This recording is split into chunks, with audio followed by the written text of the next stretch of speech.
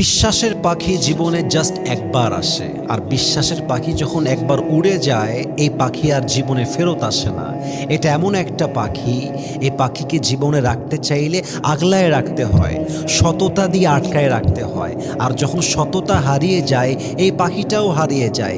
Even মানুষের জীবনের সবচেয়ে বড় সত্য কথা হচ্ছেই, একবার যখন মানুষের বিশ্বাসটা ভেঙে যায়, মানুষ সেকেন্ড টাইম তাকে আর কখনো বিশ্বাস করতে পারে না, কারণ মানুষ বুঝে যায় যে এর বিশ্বাস ভাঙাটা এটা ওর জাস্ট চরিত্র নয়, এটা ওর স্বভাবে পরিণত হয়ে গিয়েছে। ঠিক কিনা বলেন সবাই? এজন্য মাথায় রাখবেন, বিশ্বাসের পাখি যদি একবার উড়ে যায় আর জীবনেও আসবে না। তাই বিশ্বাস রাখেন, মানুষের মধ্যে সততার মান রাখেন, আল্লাহ আপনার সম্মান রাখবে, আল্লাহ আপনার ইজ্জত রাখবে, আল্লাহ আপনার সম্মানকে আকাশচুম্বী করবে। আল্লাহ আমাদেরকে বোঝার তৌফিক দান করুক, পরে সবাই আমিন। আপনি চিট করবেন, দিন শেষে মানুষ আপনাকে তার জীবন থেকে ঘাড় ধাক্কা দিয়ে বের করে দেবে। আপনি সততা বজায় রাখবেন, যদি মানুষ আপনাকে তারপরে বেঈমানি করে, আল্লাহ আপনার সঙ্গী হবে। মাথায় রাখবেন, সততার সবচেয়ে বড় শান্তি হচ্ছে দিন শেষে নিজের কাছে নিজের স্বস্তি লাগে। দিন শেষে মনকে বলতে পারি, আরে যে আমাকে ছেড়ে যাক যাক না কেন, আই ডোন্ট কেয়ার। কারণ আল্লাহ তো জানে আমার ব্যক্তিত্ব কেমন, আল্লাহ তো জানেন যে আমি সৎ কিনা, আল্লাহ তো জানেন আমার চরিত্র কেমন, আল্লাহ তো জানেন আমার ভেতরে অনেস্টি লয়্যালটি আছে কিনা। কিন্তু আপনি যদি বেঈমান হন, চিটার হন, আপনি সবার কাছে লাঞ্ছিত হবেন তো হবেনই, কিন্তু দিন শেষে মনের যে একটা শান্তি, মনের মাঝে যে একটা স্থির ফিল, এটাও আপনি কোশ্চেনকালেও আপনার জীবনে খুঁজে পাবেন না। ঠিক কিনা বলেন? এজন্য মানুষের জীবনের সম্মানের সঙ্গে থাকতে চাইলে সততা নিয়ে থাকতে হবে, যে ইজ্জতটা বাঁচায় চলতে হবে। যার চরিত্র যত ভালো, যার ভেতরে সততা যত ভালো, তাকে মানুষ ভালোবাসে তত ভালো। এজন্য আমাদের সবাইকে আল্লাহ তাআলা সৎ হয়ে চলার তৌফিক দান করুক, পড়েন সবাই আমিন। আজকে আমরা যে কিতাব থেকে কথা শুনবো, কিতাবটার নাম কি? আমরা যে মুসলমান এটা বলতে কি আমাদের কোনো সমস্যা আছে? এই কোরআনে কোনো সন্দেহ আছে?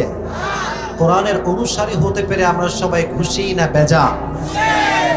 একটা জিনিস খেয়াল করেন, যারা পৃথিবীর লাইনের সেলিব্রিটি, ইউটিউবার হতে পারে, সিঙ্গার হতে পারে, নায়ক হতে পারে, নায়িকা হতে পারে, আর কোরআনের পাখির জন্য যে ভালোবাসা মানুষের হৃদয়ে আছে, এটা পৃথিবীর কারোর জন্য নাই।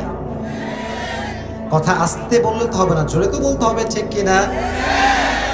আচ্ছা, আপনি যদি বাংলাদেশের সব সেলিব্রিটিকে একদিকে করেন, মনে করেন আপনি করলেন সব দুনিয়াবি সিঙ্গার, ক্রিকেটার, যত নায়ক নায়িকা সব একদিকে, আর আপনি একটা আজহারের মাহফিল দিলেন, সিদ্দিকির মাহফিল দিলেন, ওই নায়ককে দেখার জন্য লোক বেশি হবে না সিদ্দিকি আজহারের মাহফিলে লোক বেশি হবে?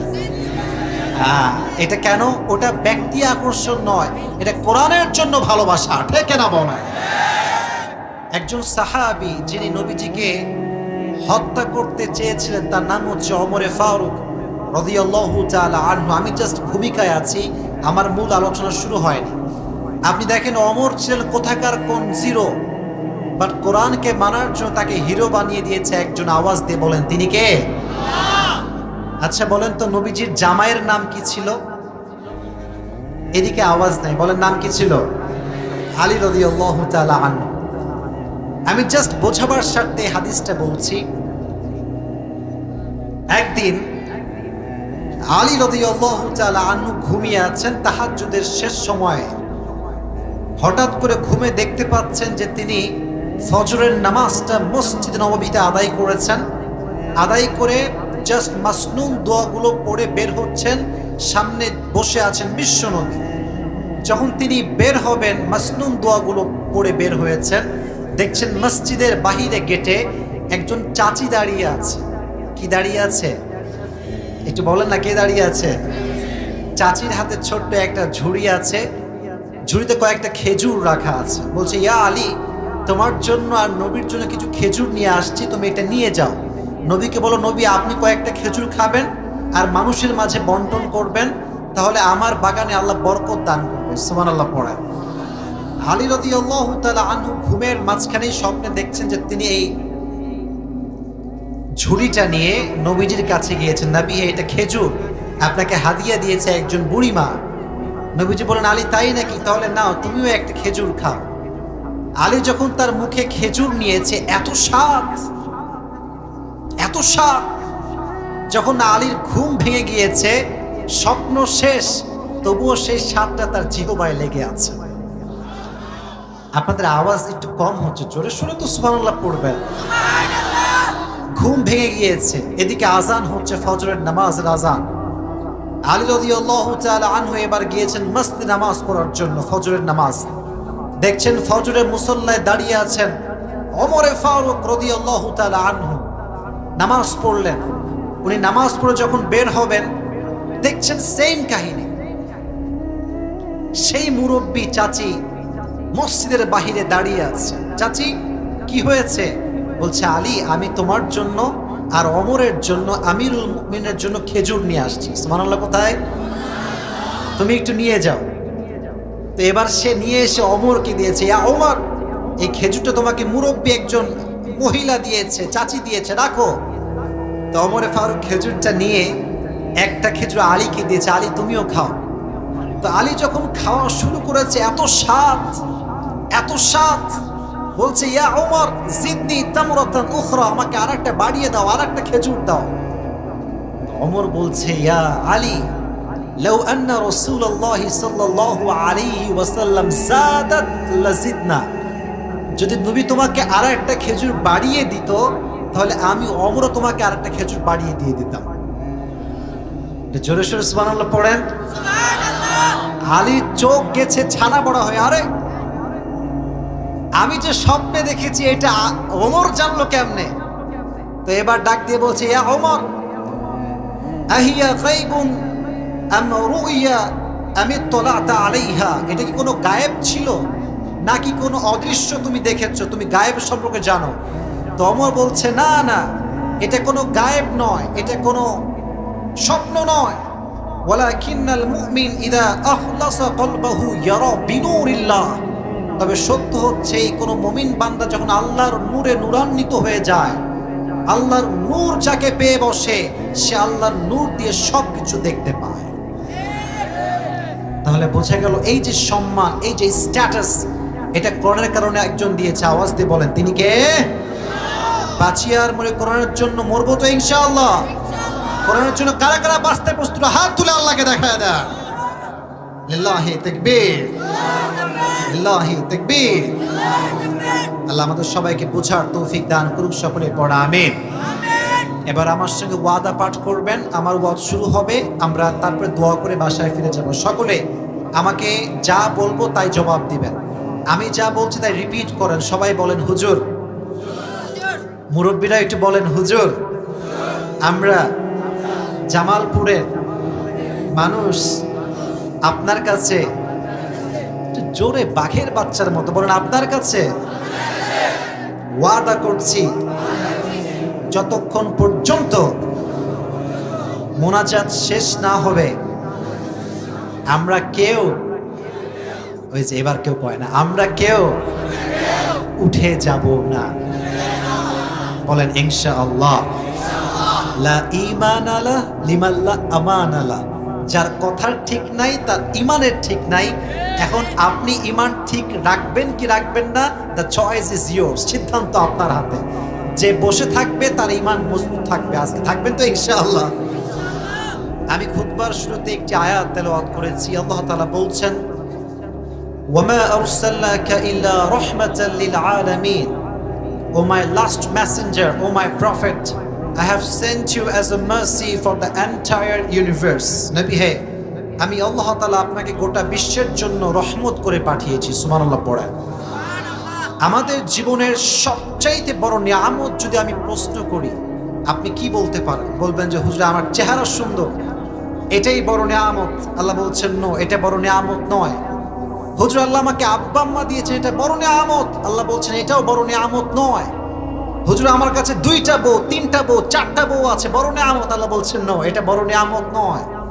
মুসলমানদের জীবনের সবচাইতে বড় নিয়ামত হচ্ছে আল্লাহ তাকে শেষ নবীর উম্মত করে পাঠিয়েছে। সুবহানাল্লাহ পড়েন। আজকে সেই নবীর জীবনের 3টা চ্যাপ্টার নিয়ে কথা বলবো। জোরে বলেন, কয়টা? 1, how was the prophet look like, নবীজি দেখতে কেমন ছিলেন। নাম্বার 1, আমি কিন্তু জিজ্ঞেস করবো, যে পারবে তাকে আমি পুরস্কার দিব আজকে। 2 number, How was the behavioral characteristics of Prophet Muhammad sallallahu alayhi wasallam? নবীর আচরণ কেমন ছিল, নবীর কথা বলার ধরন কেমন ছিল, চরিত্র কেমন ছিল। And number 3, and that is the last point, how was the kindness characteristics of Prophet Muhammad sallallahu alayhi wasallam? নবীর দয়াময় বৈশিষ্ট্য কেমন ছিল। এই তিনটা বিষয় আজকে আমরা শুনবো, দোয়া করব, বাসায় ফিরে যাব। বলেন ইনশাআল্লাহ। তাহলে আমার হাতের দিকে তাকান, কয়টা? 1, নবী দেখতে কেমন ছিলেন। 2, নবীর আচরণ কেমন ছিল। অ্যান্ড লাস্ট, নবীর দয়া কত বেশি ছিল। প্রশ্ন করি এবার সবাইকে। 1 নাম্বার, আচ্ছা বামের ভাইরা একটু বেশি মরা মনে হয়, একটু কথা বলুন আমার সাথে। 1 নাম্বার, নবী দেখতে কেমন ছিল। 2 নাম্বার, নবীর, এই তো আওয়াজ হচ্ছে, 2 নাম্বার নবীর, অ্যান্ড লাস্ট নবীজির দয়া। বলেন ইনশাআল্লাহ। আমার নবীর মতো সুন্দর যুবক, সুশ্রী যুবক, হ্যান্ডসাম যুবক এই দুনিয়ার জমিনে আর কেউ কি হতে পারে? যাদের চেয়ে সুন্দর তুমি নবী আমার কামলিওয়ালা, দো জাহানের বাদশাহ তুমি প্যারা নবী সাল্লে আলা, দো জাহানের বাদশাহ তুমি প্যারা নবী সাল্লে আলা, যাদের চেয়ে সুন্দর তুমি নবী আমার কামলিওয়ালা। সুবহানাল্লাহ পড়েন। He was the most handsome person that you have ever seen in your life. সবচেয়ে সুশ্রী যুবক, সুদর্শন যুবক, হ্যান্ডসাম যুবক হচ্ছে আমার নবী। সুবহানাল্লাহ পড়েন। দেখতে তিনি সুঠাম দেহের একজন মানুষ ছিলেন। নবীজি বলতেন, আমার ডান হাতে আল্লাহ তাআলা জান্নাতি 40 জন যুবকের শক্তি ঢুকিয়ে দিয়েছেন। আমরা বাঙালিরা দেখতে আসলে কেমন, একটু জাস্টিফাই করেন। বাঙালি দেখবেন, এই এদিকে তাকাও যুবক ভাই, যুবক ভাই এদিকে দেখা যাবে ভাই, আমি আছি তো, এই যে দেখা যাচ্ছে। আমাদের বাঙালিদের এই বুকটা হচ্ছে নিচু আর ভুঁড়ি হচ্ছে এইরকম উঁচা, মনে হবে কমপক্ষে 2টা বাচ্চা ওর পেটের ভিতরে আছে, এরকম আছে না নাই? এটা ক্রিটিসাইজ করছেন, এটা আসলে বাস্তবতা এরকম। দেখবেন বাবা যখন কাজ থেকে বাসায় ফিরে আসে, দেখবেন বেশিরভাগ বাবা এসে পাঞ্জাবি যখন খুলে একটা লুঙ্গি বাঁধতে নাভির নিচে আর একটা সেন্ডু গেঞ্জি পরে এইরকম একটা পেট বের হয়ে থাকে। এর কারণটা হচ্ছে আমরা জিম করতেও চাই না, জিম করতে আমরা অলসতা বোধ করি, ঠিক কিনা বলেন? নবীজি বলেছেন তোমরা জিম করো, বডি বিল্ডিং করো, শক্তি যোগাও। এর কারণ আল মুমিনুল কওয়ি আউলা মিনাল মুমিনিল যায়িফ, একজন শক্তিশালী মুমিন দুর্বল মুমিনের চাইতে বেশি উত্তম। সুবহানাল্লাহ কোথায়?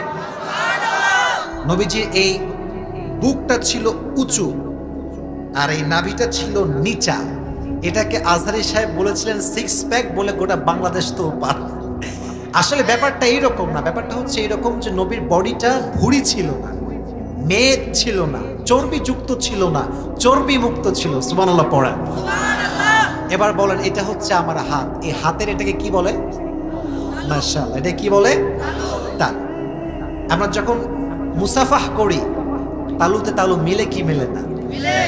সাহাবা ইকরাম বলতেন নবীর হাতের এই তালুটা ছিল কানা কাফুহু আলিয়ানু মিনাদ দিবাজ, ইট ওয়াজ সফটার দ্যান সিল্ক। নবীজির হাতের তালু ছিল রেশমের চাইতে বেশি মোলায়েম। সুবহানাল্লাহ পড়েন। কোন সাহাবী যখন এসে সালাম করত, নবীজি হাত বাড়াতেন মুসাফা করার জন্য। নবীজির হাত এত নরম ছিল, কোন সাহাবী ধরলে আর ছাড়তেই চাইতো না, ধরেই বসে থাকতো। আর নবীজির সুন্দর ব্যবহার এত সুন্দর ছিল যে কোন সাহাবী হাত নিজে না ছাড়লে নবীজি নিজেও ছাড়তেন না। সুবহানাল্লাহ পড়েন। সফটার দ্যান সিল্ক, রেশমের চাইতে বেশি মোলায়েম ছিল আমার নবীর হাতের তালু। ওয়া কানা রাবাতাম মিনাল কওম লাইসা বিত-তাওয়িল ওয়ালা বিল-কাসীর। আচ্ছা আমার ব্যাপারে বলেন তো, আমি কি খাটো না লম্বা? একটু খেয়াল করবেন যে খুব বেশি লম্বা তারে কিন্তু ভালো লাগে না, তাল গাছ মনে হয়। যুবক ভাইয়ের কথা ঠিক কিনা বলো? তবে একটা কথা মাথায় রাখবা, মেয়েরা কিন্তু আবার লম্বা ছেলে একটু বেশি পছন্দ করে। আমি আমার জীবনে অনেক যুবকের দেখেছি বিয়ে ভেঙে গেছে। কিরে তোর বিয়ে না হয়ে গেছিল বাবা? বলো হুজুর আমি খালি একটু গুঠু তাই আমার রিজেক্ট করতেছে। লম্বা মেয়ে না লম্বা ছেলেকে মেয়েরা পছন্দ করে, তো আমার নবী ছিলেন হি ওয়াজ মিডিয়াম অফ হাইট, না লম্বা না ছোট, মাঝারি গড়নের একজন মানুষ ছিলেন। সুবহানাল্লাহ পড়েন।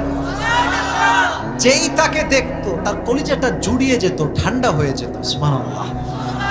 এবার আসেন হাতের রং কেমন ছিল, চামড়া কেমন ছিল, এটা একটা দামি বিষয়। কারণ যার চেহারার রং কালো তাকে সমাজ দাম দিতে চায় না। একটু জোরে বলেন ঠিক না বেঠিক? ये तो तभी समझ में आएगा जब तुम शादी करने के लिए निकलोगे, ये अब समझ में नहीं आएगा। যুবকরা এখন বলে यार जो भी हो चलेगा, ये तो जस्ट बॉयफ्रेंड गर्लफ्रेंड रिलेशनशिप। আর যখন বিয়ে করে মেয়ের কোথাও কোনো অ্যাফেয়ার ছিল কিনা, কারোর সাথে কোনো রিলেশন ছিল কিনা, হ্যাঁ 14 ঘাটে পানি খেয়ে আসছে আর মেয়ে চাই নারিকেলের পানির মতো পবিত্র। তুমি যদি 10 ঘাটের পানি খেয়ে আসো, তোমার বউ 20 ঘাটের পানি খেয়ে তোমাকে বিয়ে করবে। Same as you are, you will have the same character, যা আছে তাই পাবা। তো নবীজি azharul lawn, he had rosy color skin, তার চেহারার রংটা শ্যামবর্ণ নয়, আবার খুব বেশি সাদাও নয়, এটাকে বলা হয় গোলাপি রঙের মতো লাবণ্যময় সুন্দর ছিলেন আমার নবীজি। সুবহানাল্লাহ পড়েন। অনেকে বলে সাইয়েদনা ইউসুফ আলাইহিস সালাতু ওয়াস সালাম নাকি বেশি সুন্দর দেখতে, বেশি হ্যান্ডসাম দেখতে। কথা সত্য, কিন্তু এটা ব্যাপারটা এরকম নয় যে সে আমার নবীর চাইতে বেশি সুন্দর। বিশ্বনবী বলতেন আমার ভাই ইউসুফ হচ্ছে সাবিহ আর আমি বিশ্বনবী হলাম মালিহ। আচ্ছা বলেন তো, একদিকে রাখলাম সিঙ্গাপুরের একজন যুবক যে দেখতে খালি সাদা, কোনো কাটিং কুটিং কিচ্ছু নাই, খালি সাদা। আরেকজনকে পাশে রাখলাম যে দেখতে সাদা নয় বাট লাবণ্যময় চেহারাটা, সুন্দর কাটিংটা। বলেন সাদা সুন্দরকে বেশি সুন্দর লাগবে লাবণ্যময়? অনেক সুন্দর রিপ্লাই, মাশাআল্লাহ। সাদা সুন্দর না লাবণ্যময়? নবীজি বলতেন আমার ভাই ইউসুফ হচ্ছে সাদা সুন্দর আর আমি নবী হচ্ছি লাবণ্যময় সুন্দর। সুবহানাল্লাহ পড়া। এবার আসেন এই যে চুল খুললো আর এক সমস্যা, ইউটিউবার আর এক থাম্বনেল দিয়ে দিবে উল্টা পাল্টা। এই যে চুলটা, আপনারা হাসতেছেন, কথা আমি কি মিথ্যা বলছি ভাই? আমি যে চুলটা খুলেছি দেখবেন ইউটিউবার থাম্বনেল দিবে আসিফ হুজুর এবার বোঝালেন চুলের কাটিং কেমন দিলে ভালো হয়। মানে যা মন চাই তা, আমি নিজেও জানি না। অনেক ইউটিউবাররা আমার বউ নিয়ে তথ্য দেয়, এটা আমি নিজেও জানি না। যা মন চাই তাই দিয়ে দেয়। নবীজির চুল কেমন ছিল? মনোযোগ আছে সবার? وقبض وليس في لحيته ورأسه 20 شعرة بيضاء। ইন্তেকালের আগে নবীজির দাড়ি এবং চুল মিলে 20টা চুলের বেশি পাকে নাই। সুবহানাল্লাহ পড়েন। আর এই যে চুলটা, এটা কেমন লম্বা ছিল? তুলুশ শার ইলা শাহমাতাইল উদুন, এটা ছিল নবীজির কান বরাবর, এই যে অথবা কানের লতি বরাবর, কখনো কানের মাঝ বরাবর, ওয়া ইলা মানকিবাইহি, কখনো কাঁধ বরাবর। এর মানে বাবরি চুল। সুবহানাল্লাহ পড়লেন না? লম্বা চুল রাখা জায়েজ, এটা সুন্নাহ। বাট আজকালকার ছেলেরা ন্যাংটা মার্কা কাটিং দেয়। এরকম টিকটক কাটিং আছে না? দেখবেন যে এই পাশেও নাই এই পাশেও নাই। বাট অবাক করা বিষয় হচ্ছে মেয়েদের রুচি নষ্ট হয়ে গিয়েছে। এরা আবার এই টিকটক মার্কা ন্যাংটা কাটিংই বেশি পছন্দ করে। ভদ্র দিনদার যুবককে বেশিরভাগ মেয়েরা আজকাল পছন্দ করতে চায় না। ওই তাই হবে, যখন বিয়ে হবে তখন বুঝবেন কত ধানে। চরিত্রবান যুবক বিয়ে করে যে সুখী হয়। তাহলে চুল ছিল লম্বা চুল। এবার আসেন নবীজির যেই পিঠ, কাঁধ, কানা কাতিফাইহি খাতামুন নবুওয়াহ, বিশ্বনবীর পিঠের বাম কাঁধে মোহরুন নবুওয়াহ ছিল। উনি যে প্রফেট, দ্য লাস্ট মেসেঞ্জার, উনি যে সর্বশেষ নবী, আল্লাহ পিঠে সিল মেরে দিয়েছে। সুবহানাল্লাহ পড়তে পারলেন না? সাহাবীরা যারা এটা দেখেছে তারা বলেছে এটা একটু মোটা ছিল, একটু উঁচু ছিল, একটু লালচে ছিল এবং এই মোহরুন নবুওয়াতে কিছু চুলও ছিল। একবার বিশ্বনবী ঘোষণা করলেন, সাহাবা একরাম শোনো, আল্লাহ রাব্বুল আলামিন আল্লাহর হক মাফ করে দেন, কিন্তু বান্দার হক আল্লাহ মাফ করেন না। আমি যদি তোমাদের কোনো হক নষ্ট করে থাকি তোমরা আমাকে বলো, আমি তোমাদের হক আদায় করে দিব। এক সাহাবী বলল, ইয়া রাসূলুল্লাহ, যুদ্ধের ময়দানে তরবারির আঘাত একজন কাফেরকে মারতে গিয়ে আপনার আঘাত আমার পিঠে এসে লেগেছে। যদি আপনি আমার কিসাসটা আদায় করতে চান তাহলে আপনাকে উদম গায়ে হতে হবে, জামা খুলতে হবে, আমি প্রতিশোধ নিতে চাই। ওমরে ফারুক শুনে রেগে মেগে ফায়ার, কি এত বড় সাহস, তুই নবীর গায়ে হাত তুলবি? খালি তুই সামনে আয়, তোরে আমি দেখতেছি, খালি সামনে আয়। নবীজি বলছে, ওমর স্টপ, এই থামো থামো, তারে তার কাজ করতে দাও। ওই সাহাবী আসছে, তো নবীজি যখন বলছে ঠিক আছে তুমি তোমার কিসাস আদায় করো, বলছে নবী হে, আমি তখন উলঙ্গ জামা ছিলাম, কোনো জামা ছিল না, আপনি আপনার জামা খুলেন। কে আওয়াজ করে, বাচ্চারা, বহুত বড় মুসিবত है यार। আবার মোবাইল ফোন দেখছেন, সব ক্যামেরা ধরে আছে, সব মিডিয়ার লোক এখানে দাঁড়ায় আছে। এরা কি শ্রোতা না মিডিয়া? তোমরা বসো, কথা শোনো আমার। তাকবীর দেন, লিল্লাহি তাকবীর। নবী হে, আপনি জামা খোলেন। এবার ওমরে ফারুক আরো রেগে গেছে, কি নবীর জামা খুলবে? বেয়াদব, ঠাস করে ধরতে আসছে। বলছে থামো, মারা লাগবে না, থামো। নবীজি এবার জামাটা একটু তুলেছেন, যখনই তুলেছেন মুহরুন নবুয়া একটু বের হয়েছে।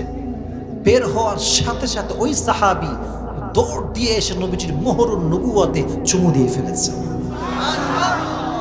আর চুমু দিয়ে হাউমাও হাউমাও করে কান্না, নবী হে আমাকে মাফ করবেন, আপনি একজন বিশ্ব নবী, সর্বসেরা নবী, আপনাকে কখনো জামা ছাড়া দেখা যায় না। আমি নাটক করেছি, এর কারণ আমি আপনার মুহরুন নবুয়াতে চুমু দিয়ে আমার ঠোঁটকে জাহান্নামের আগুন থেকে পরিত্রাণ করাতে চাই। সুবহানাল্লাহ পড়া সুন্দর ছিল। আচ্ছা, এই যে আমি হাত তুলাম, এটাকে বলা হয় কি বলেন তো? বগল।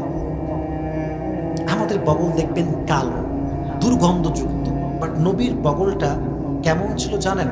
আরাফাতের ময়দানে নবী যখন দোয়া করতে করতে দুটো হাত এমনি তুলতেন, সাহাবা একরাম বলতেন হাত্তা ইউরা বায়াদু ইবতাইহি, আমরা দেখতাম নবীজির the armpits were white, নবীজির বগলটা ছিল শুভ্র সাদা। জোরে সোরে সুবহানাল্লাহ মন খুলে পড়তে পারবেন না? শুভ্র সাদা, এটা দুর্গন্ধযুক্ত নয়। নবীজি হাত তুললে নবীজির বগল থেকে সুঘ্রাণে পুরো এলাকাটা সুঘ্রাণ হয়ে যেত। সুবহানাল্লাহ পড়া। মুস্তাওয়াল জাবিল, এই কপালটা ছিল প্রশস্ত কপাল। আশামুল আনফ, নাক ছিল লম্বা নাক। আচ্ছা, আপনাদের নাক যাদের চাপা হয় এটা কি বলেন আপনারা? কি বোচা? নাক বোচা। নবীজির নাক কিন্তু বোচা নয়, লম্বা নাক ছিল। চেহারাটা দেখলে যে কেউ ক্রাশ খাইতো। ক্রাশ বোঝেন? যুবকদের ভাষা বোঝানোর জন্য বলতাম, যে খেত, যে দেখতো সেই ক্রাশ। তার মানে নবীজি দেখতে কম সুন্দর না বেশি সুন্দর? সেই নবীর উম্মত হতে পেরে আমরা সবাই খুশি না বেজার? সাউন্ড মাশাআল্লাহ, পড়েন আলহামদুলিল্লাহ। তাহলে এটা ছিল how was the prophet look like. যদি আমাকে সুযোগ দেন তাহলে আমি আরো দুইটা বিষয় বলবো, বলা যাবে? বলা যাবে তো ইনশাআল্লাহ। একজন যুবক, দুজন কয়ে যায় বসো বসো, যার এই তোমাদেরকে বলতে হবে না, এদিকে তাহিরি হুজুরের মাহফিল লাগে যে বসেন বসেন বসে যান, এটা আমরা নর্মালি বলছি যে বসো। তাহিরি হুজুর খুব ভালো মানুষ, আমার সাথে কথা হলো সেদিন মক্কাতে, উনি গিয়েছিলেন যখন কাবাতে, ওখান থেকেই ফোন দিয়েছে, বলছে আপনি যখনই আমাদের ব্রাহ্মণবাড়িয়া আসবেন আমার ঘরটা আপনার জন্য মেহমান খানা। তো আমরা এগুলো নিয়ে মারামারি করি না, কে সুন্নি কে ওয়াহাবি, এগুলোর দিন শেষ। কথা হচ্ছে আমার নবীজির উম্মত, এটাই আমাদের পরিচয়। মারামারি শেষ করে দেন ভাই, কত মারামারি করবেন আর কত? লম্বা টুপি, পাঁচকুলি টুপি, অমুকে সুন্নি, অমুকে ওয়াহাবি, অমুকে কওমি, অমুকে আলিয়া, আর এদিকে কাফেররা বলছে পিটা। কথা ঠিক আছে কিনা বলেন? আমরা যেন ক্রিটিসাইজ না করি, আল্লাহ আমাদেরকে বোঝার তৌফিক দান করুন, পড়া আমিন। How was the behavioral character of last messenger Muhammad sallallahu alayhi wasallam? যে যুবকের বউ নাই বলছিলাম, সে যুবকটা দাঁড়াবা, দাঁড়িয়ে তিনটা তাকবীর দিবা বাঘের বাচ্চার মতো। যে কোনো একজন যুবক দাঁড়াও। কোনো বাঘের বাচ্চা নাই তাকবীর দেওয়ার জন্য? হ্যাঁ,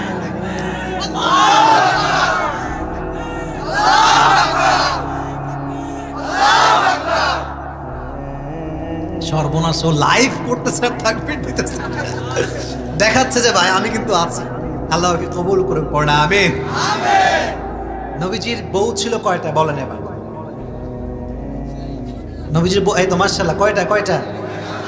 আরেকটি প্রশ্ন, এগুলো আপনাদেরকে নলেজ দেওয়ার জন্য না, আপনারা সবাই জানেন মাশাআল্লাহ, আমি জানি। নবীজির ফার্স্ট ওয়াইফের নাম কি ছিল বলতে পারবেন? হুজুররা বললো তো হয়ে গেল ভাই, আপনারও কম। খাদিজা, বলেন নাম কি? রাদিয়াল্লাহু তাআলা আনহা। এবার একটা প্রশ্ন করি, নবীজির একজন স্ত্রী, she was virgin, she was not divorced, তিনি তালাক প্রাপ্ত ছিলেন না, তিনি একদম কুমারী নারী ছিলেন। আয়েশা, মাশাআল্লাহ। নাম কি? আয়েশা। আচরণ দেখেন, আচরণ কাকে বলে, সৌন্দর্য কাকে বলে। আল্লাহ হাদা কসামি ফিমা আমলিক ওয়ালা তুআখিদনি ফিমা তামলিক ওয়ালা আমলিক। আল্লাহ আমার 11টা বউ আছে, আমি সবাইকে বেশি ভালোবাসি, সবার সঙ্গে আমি ইনসাফ করেছি, বাট আমি আমার আয়েশাকে একটু বেশি ভালোবাসি, তুমি এটা আমার বিচার করো না। সুবহানাল্লাহ পড়ে। আচ্ছা, বউয়ের সামনে কেউ যদি কয় আল্লাহ রে আল্লাহ আমি আমার বউরে বড্ড ভালোবাসি, তার বউ যতই রাগ করুক না কেন 1 মিনিটেই পড়ে যাবে। কথা ঠিক আছে কিনা বলে? আর একটা হাদিস শোনায় আচরণের ব্যাপারে। একবার মজলিসে নবীজি বসে আছেন, এইভাবে বসে সাহাবা ইকরামদের সঙ্গে কথা বলছেন। হঠাৎ করে একজন সাহাবী দৌড় দিয়ে আসছে, নবী হে একটা প্রশ্ন করতে চাই, বলো। নবী হে মান তুহিব্বু আকসার, আপনি সবচেয়ে বেশি কাকে ভালোবাসেন? নবীজি বলছেন আনা উহিব্বু আয়েশাতা আকসার, আমি তো আমার বউ স্ত্রী আয়েশাকে সবচেয়ে বেশি ভালোবাসি। সুবহানাল্লাহ পড়েন। একবার বিশ্বনবী সাহাবা ইকরামদেরকে নিয়ে সফর থেকে ফিরে আসছিলেন। আধো আধো জ্যোৎস্না প্লাবিত রাত, চতুর্দিকে জ্যোৎস্নার আলোতে ভরে গিয়েছে। নবীজি বলছেন আয়েশা শোনো, আজকে একটা প্রতিযোগিতা হবে, কম্পিটিশন। বলছেন আপনার কম্পিটিশন, প্রতিযোগিতা। এখন তো আবার খেলা চলতেছে তাই না? দেখছেন সব জানে বিশ্বকাপ। এই বিশ্বকাপ চলে ঠিক আছে, বাট গোটা বিশ্বের যুবকদের সময়কে নষ্ট করে দিয়ে যায়, সময় শেষ। আচ্ছা, লিটন দাস সাকিব আল হাসান কয়টা 6 মারছে এটা জেনে আমার কি কোনো সওয়াব আছে? কোনো লাভ আছে? সারাদিন এইটা নিয়ে পড়ে থাকে। আরে যুবক, তুমি বোঝো না বিষয়গুলো। দেখো, ক্যারিয়ারে যদি ভালো কিছু করতে না পারো, তোমার বউ তোমাকে 2 পয়সা দাম দিবে না, তোমার বাপও তোমাকে 2 পয়সা দাম দিবে না, ঠিক না বলো? সাকিব আল হাসান জীবনে কিছু একটা হয়েছে, তুমি হও, মাথায় রাখবা তোমার আদর্শ প্রিয় নবী, আর তুমি হবা এমন একজন যুবক যে সবার জন্য একজন অনুসরণের যোগ্য হয়ে থাকতে হবে, ঠিক না বলো? তো নবী বলেন আয়েশা চলো একটা দৌড় প্রতিযোগিতা করি, কে জিততে পারে। বিশ্বনবী, এই আওয়াজ করো না বাবারা, আহা, স্ত্রীর সঙ্গে দৌড় প্রতিযোগিতা করছে। আচ্ছা নাম হবে না, থাক। তো 2 জন দৌড়াচ্ছে, কে পারে। যখন খুঁটির কাছে চলে আসছে, নবীজি ঠাস করে দৌড় দিয়ে খুঁটি ধরে ফেলছে। বলছে আয়েশা, আজ আমি জিতে গেছি, তুমি হেরে গেছো। এবার আয়েশা হেরে গেছে। আবার আরেকদিন সফর থেকে কাম ব্যাক করছেন।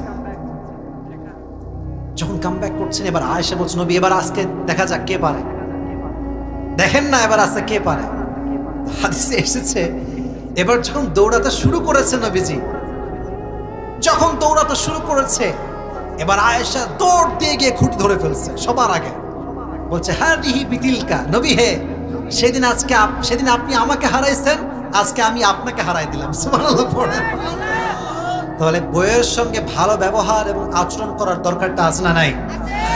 অনেক স্বামী দেখবেন দোকানদারি করে, দোকানদার বুঝেন না, কাস্টমার যখন মহিলা আসে, আপু কি লাগবে বলেন, বসেন। আর আমরা গেলে ভাই নিলে নেন না নিলে জানতো, ঠিক কিনা বলেন যুবক ভাইয়েরা?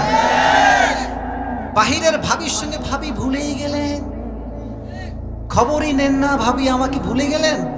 আর যখন বউ কল দেয়, তোর কাজ কাম নাই, খালি রান্না কর, আমি আসতেছি খাওয়ার জন্য, ঠিক কিনা? পৃথিবীতে সবচেয়ে জঘন্য পুরুষ হচ্ছে সেই পুরুষ যে পুরুষ তার বউয়ের সঙ্গে ভালো ব্যবহার করতে পারে না। আর পৃথিবীতে সবচেয়ে উত্তম পুরুষ হচ্ছে সেই পুরুষ যে পুরুষ তার বউয়ের সঙ্গে ভালো ব্যবহার করে, ঠিক না বলে? ভালো ব্যবহার করতে হবে। পারবেন তো ইনশাআল্লাহ? এবার আর একটা প্রশ্ন আপনাদের সামনে সবার জন্য করি। বলেন তো, নবীজির দুইজন নাতি ছিল, আবার বলেন, তারা কোথায় সর্দার হবে? বলেন না কোথায়, কাদের সর্দার হবে? সুবহানাল্লাহ পড়তে পারলেন না? নবীজির নাতির সঙ্গে কেমন ব্যবহার ছিল একটু খেয়াল করেন। মুরব্বী আব্বাজানের শুনবেন। আজকাল তো মসজিদে ছোট্ট বাচ্চারা গেলে ঘাড় ধাক্কা দিয়ে অনেক মুরব্বীরা বের করে দেয়। এরকম লোক আমাদের সমাজে আছে না নাই? বিশ্বনবীর আচরণ কেমন ছিল ভালো করে বুঝবেন প্রিয় ভাইয়েরা। হাসান এবং হুসাইন যখন ছোট্ট বাবু, ছোট্ট শিশু, ঈদের দিন আসে নবীজি ফাতেমার ঘরে আসতেন, এসে বলতেন, আইনা লুকা, ফাতেমা আমার দুষ্ট দুইটা বাবু কোথায়, নিয়ে আসো ওদেরকে। তো ফাতেমা রাদিয়াল্লাহু তাআলা আনহা গোসল করাতেন, চুল সিঁথি করাতেন, সাদা পায়জামা পাঞ্জাবি পরে তার নানার কাছে পাঠাতেন। সুবহানাল্লাহ পড়েন। নবীজি আগে আসলেই স্যালুট, সালাম দিতেন, আসসালামু আলাইকুম, উত্তর নেওয়া হতো। নবীজি বলতেন, হাসান তোমার হাত দাও। আমার কথা কি বিরক্ত হচ্ছেন আপনারা? কথা ঠিক আছে তো? এই হাতটা ধরে এই দেখেন আমার দিকে, আমার দিকে চুমু দিতেন। সুবহানাল্লাহ পড়েন। নাতির সঙ্গে ভালোবাসা, নাতির সঙ্গে আচরণ। তো আমার দিকে এবার কিন্তু আমি একটু অভিনয় করব বোঝাবার স্বার্থে হাদিস করব। নবীজি বলতেন, হাসান তুমি এ পাশে, হুসাইন তুমি এ পাশে আসো। দেখবেন যে মাঝে মাঝে আমরা ঘোড়া হয়ে যাই, ঘোড়া, আর পিঠে বাচ্চাদেরকে উঠাই। কথা ঠিক আছে না? বিশ্ব পেয়ারা নবী, যাকে বলা হয় রাহমাতুল লিল আলামিন, আমার দিকে তাকান। উনি ঠিক এইভাবে হাত রাখতেন মাটিতে, জমিনে, পিঠ ঘোড়ার মতো করতেন। বলতো, হাসান তুমি আমার এখানে বসো, হুসাইন তুমি আমার পিঠে বসো। সুবহানাল্লাহ পড়েন। একদিন বিশ্বনবী হাসান এবং হুসাইনকে নিয়ে ঘরের মধ্যে ঘুরছেন। নবীজি ঘোড়ার মতো হয়ে আছেন। হঠাৎ করে একজন সাহাবী, তার নাম হচ্ছে জাবের, ঘরে প্রবেশ করে, নবী হে আপনি ঘোড়া হয়ে আছেন? আরে হাসান হোসেনের কি কপাল যে তারা কি সুন্দর ঘোড়া পেয়েছে। তো নবীজি বলছেন, আরে জাবের, কপাল শুধু আমার ভালো না, তাদের ব্যাপারে কিছু বলো। তারা তো সেই যুবক যারা সমস্ত যুবকদের জান্নাতে সর্দার হয়ে যাবে। আর এক হাদিসে এসেছে, আরব বিশ্বে বাচ্চাদেরকে কাঁধে ওঠানো, আচানো কথা কি বোঝা যায়? একটু বলেন না, বোঝা যায় তো? বাচ্চাদেরকে কাঁধে ওঠানো একটা অপরাধ ছিল। তো একদিন নবীজি আরবের মাটিতে বাচ্চাদেরকে দুই কাঁধে উঠাচ্ছেন, এক কাঁধে হাসান আর এক কাঁধে, বলেন না, এক কাঁধে হাসান আর এক কাঁধে, এমনি হাঁটতেছে ঠ্যাং ঠ্যাং ঠ্যাং করে নাতিদেরকে নিয়ে। হঠাৎ করে একজন বৌদ্ধ লোক, গ্রাম্য লোক দেখে মাথা ঘুরতেছে, আরে বিশ্বনবীর কাঁধে দুইজন বাচ্চা, নবী হে আপনি হাসান এবং হুসাইনকে এত বেশি ভালোবাসেন? নবীজি বলছেন, আরে পাগল, শুধু আমি ভালোবাসি না, আল্লাহ এদেরকে ভালোবাসে। একবার হাসান এবং হুসাইনকে নবীজি ডেকেছেন, ফাতেমাকে ডেকেছেন, বলছে আজকে তোমাদেরকে কুস্তি করাবো। কুস্তি মানে আমরা বুঝি ধরে আছাড় মারা, কুস্তি মানে কিন্তু এটাও হয় পাঞ্জা লড়া, আছে না? না, তো হাসান বসেছে ডান পাশে, এই মার দিব তোমাদেরকে, খালি উল্টা পাল্টা বাচ্চারা। হাসান ডান পাশে, হুসাইন বাম পাশে। নবীজি বলতে শুরু করো, কে পারে দেখা যাক। তো এবার হাসান এবং হুসাইন পাঞ্জা লড়তেছে। একবার হাসান ফেলায় দেয়, একবার হুসাইন ফেলায় দেয়, কিন্তু পড়ে না। পড়তে গিয়ে আবার উঠে আসে। কিন্তু অবাক করার বিষয় হচ্ছে, নবীজি খালি হুসাইনকে বলছে, হুসাইন শাবাশ, হুসাইন শাবাশ। তো ফাতেমা বলছে, আব্বাজান আমার দুই ছেলে আমার কাছে দুইজনই প্রিয়, আপনি খালি হুসাইনকে কেন শাবাশ দিচ্ছেন? তো বলছে যে, হে আমার কলিজার টুকরা, আমি আমার দোষ কোথায়? এখানে স্বয়ং জিব্রাইল বসে আছে, জিব্রাইল হুসাইনকে শাবাশ দিচ্ছে, তাই আমি নবীও হুসাইনকে শাবাশ দিচ্ছি। সুবহানাল্লাহ। আর এক হাদিসে এসেছে, একবার নবীজি নামাজে দাঁড়িয়েছেন, নামাজ, সেজদায় গিয়েছেন, কিন্তু সেজদা থেকে আর উঠে না, সেজদায় গিয়ে থেকে গিয়েছে। সাহাবা ইকরাম ভাবছে নবী মনে মারা গিয়েছে। তো একজন সাহাবী এই যে আমার দিকে তাকান, সেজদা থেকে উঠে এমনি করে তাকাইছে, নবীর আসলে হইলটা কি, মানে প্রথম কাতার থেকে, মসজিদের পাশ থেকে। তো দেখতেছে যে নবীজি উঠছে না, এর কারণটা হচ্ছে নবীজির পিঠে হাসান চড়ে বসে আছে। সুবহানাল্লাহ পড়ে।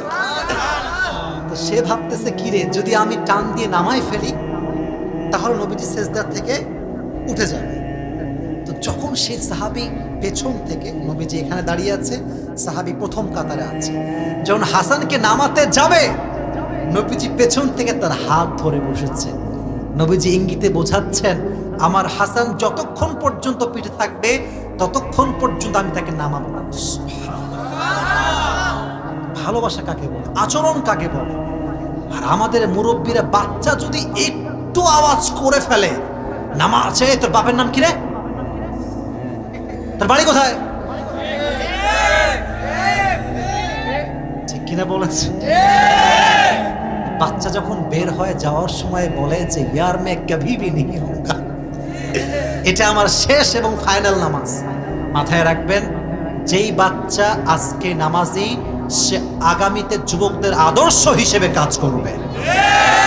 আর যে বাচ্চা আজকে নামাজি হচ্ছে না, তার বয়স 8, 9, 10, 11, সে আগামী ডাকাত হবে, দেশের টাকা, দশের টাকা বিদেশের মাটিতে পাচার করে বেড়াবে।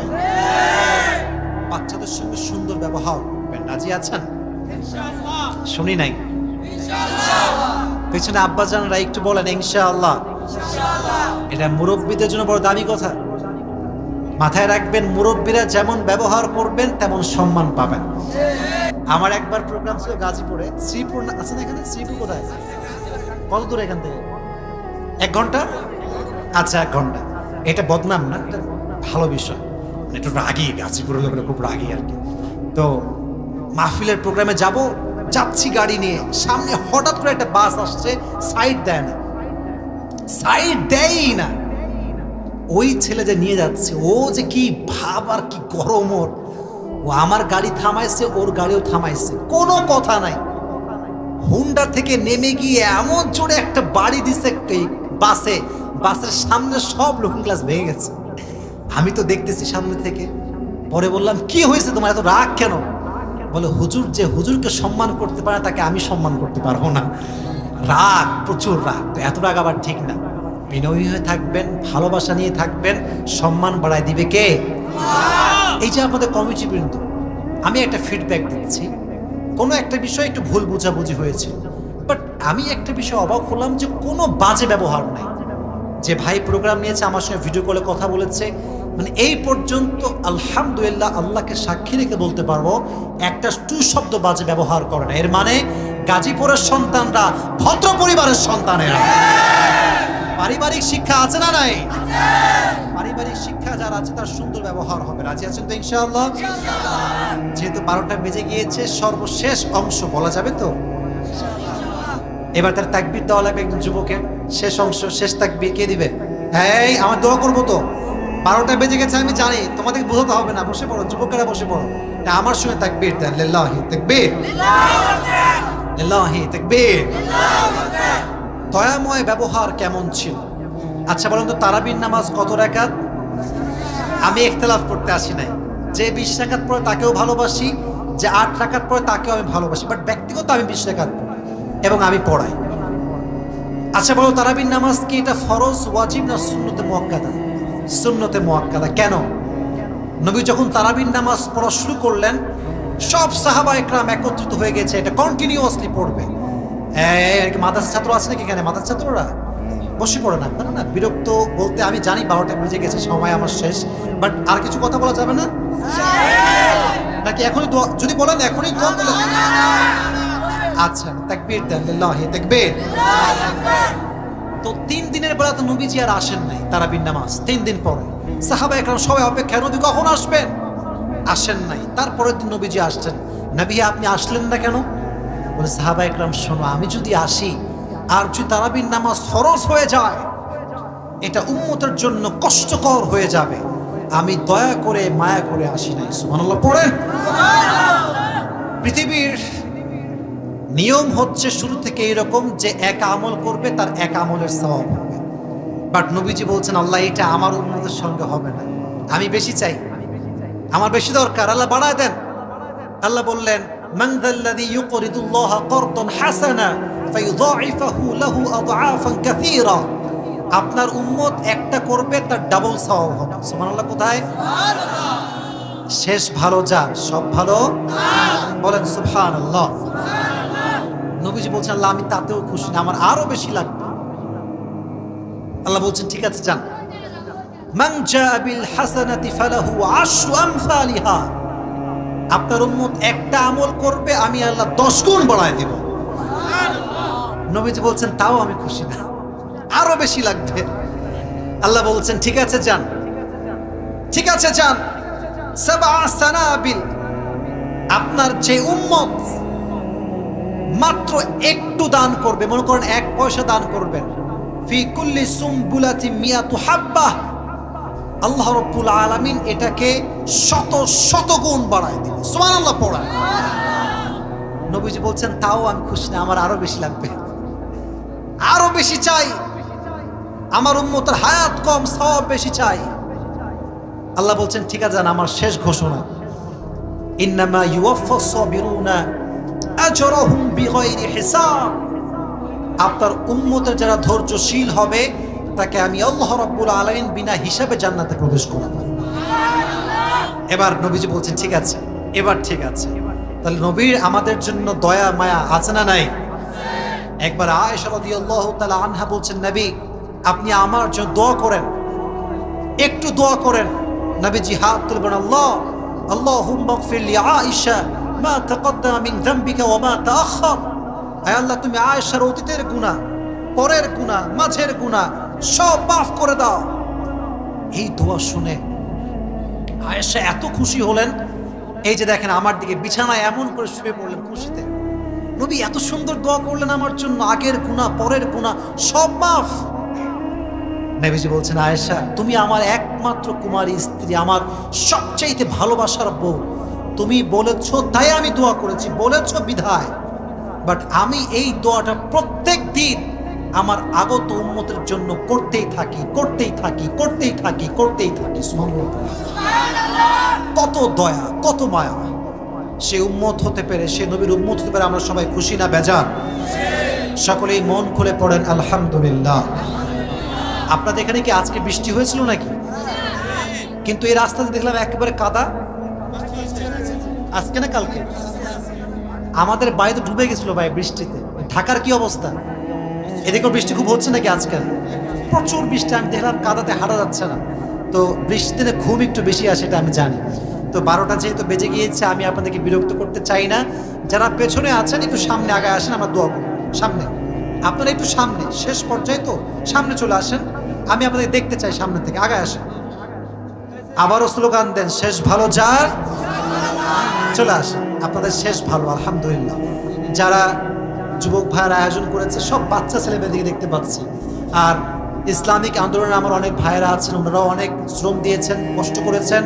আমাদের কথা হচ্ছে এইটা, যারাই যতটুকু শ্রম দিয়েছে আল্লাহ সবাইকে এটার বিনিময়ে জান্নাতুল ফেরদাউস নসিব করুক। সকলেই পড়া আমিন। আমি অধম যা বলেছি, যতটুকু বলেছি আল্লাহ আমল করার তৌফিক দান করুক। পড়া আমিন। আমার ভাই সাইদ আহমদ ভাই, কলরবের ভাই, অনেক কথা বলেছেন, অনেক দামি কথা বলেন এবং ওনার কণ্ঠে একটা জোর আছে, অনেক শক্তি দিয়ে কথা বলতে পারে। আমরা নর্মাল কথা বলি, আমাদের যুবকরা আবার নর্মাল কথা একটু বেশি পছন্দ করে। তো আমরা ট্রাই করি ওই যুবকদের জন্য কথা বলার জন্য। আর মাথায় রাখবেন প্রত্যেকটা বক্তার অডিয়েন্স ভাগ আছে, সবাই সবাইকে পছন্দ করে না। আমাকে সবাই পছন্দ করে না, আবার সবাই আমাকে অপছন্দও করে না। কেউ আমাকে পছন্দ করে, কেউ আমাকে অপছন্দ করে। বাট কথা হচ্ছে একটা, অপছন্দ হতে পারে বাট গিবত করবো না। রাজি আছেন তো ইনশাআল্লাহ?